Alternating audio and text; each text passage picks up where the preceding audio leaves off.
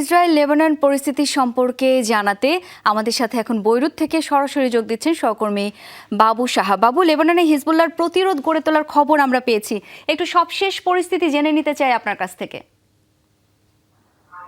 শাওন, এই মুহূর্তে লেবাননের গণমাধ্যম বলছে প্রায় 8 জন ইসরায়েলি ইতিমধ্যে হিজবুল্লাহর স্থল আক্রমণে তারা কিন্তু সেখানে নিহত হয়েছে এবং প্রায় 15 জন ইসরায়েলি সেখানে আহত হয়েছে। তবে এই মুহূর্তে যেহেতু হিজবুল্লাহ আমরা শুনতে পাচ্ছি যে তারা মোটামুটি ইসরায়েলের বিরুদ্ধে তারা স্থল আক্রমণ তারা সেখানে প্রতিরোধ করে তুলেছে এবং ইতিমধ্যেই তারা অনেকটা ইসরায়েলি বাহিনীর সাথে মোটামুটি অনেকটা তুমুল যুদ্ধ চলছে লেবাননের দক্ষিণাঞ্চলের সীমান্তের দিকে।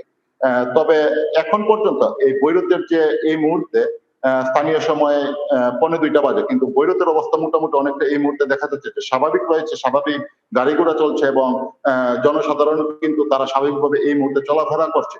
তবে ইসরায়েলি আক্রমণ এখনো কিন্তু বৈরুতে অব্যাহত রয়েছে। এদিকে লেবাননে এই ইসরায়েলি হামলায় 1 লক্ষ প্রবাসীর পরিবার বাংলাদেশে তারা কিন্তু অনেকটা উৎকণ্ঠায় দিন পার করছে এবং তারা অনেকেই কিন্তু আমাদের সাথে যোগাযোগ করে পরবর্তী পরিস্থিতি কি হতে পারে সেই বিষয়ে কিন্তু তারা জানতে চেয়েছে।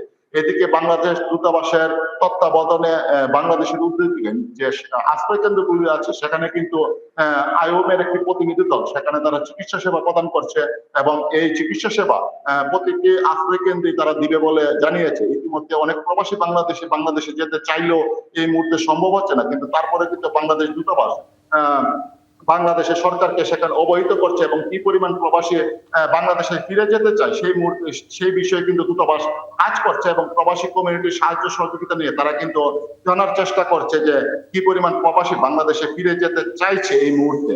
তবে যেহেতু এটা একটা সমস্যাবদ্ধ ব্যাপার সেহেতু অবশ্যই বাংলাদেশ সরকারের গ্রিন সিগন্যাল পেলেই কিন্তু বাংলাদেশ দূতাবাস তাদের কার্যক্রম শুরু করবে, এমনটাই কিন্তু জানিয়েছে দূতাবাস। তবে লেবাননের এই পরিস্থিতিতে বাংলাদেশ দূতাবাস সার্বক্ষণিক বাংলাদেশ সরকারের সাথে তারা সমন্বয় করে সার্বক্ষণিক নজর আসলে রাখা হচ্ছে। অনেক ধন্যবাদ বাবু এই মুহূর্তে আমাদের সঙ্গে যোগ দেওয়ার জন্য।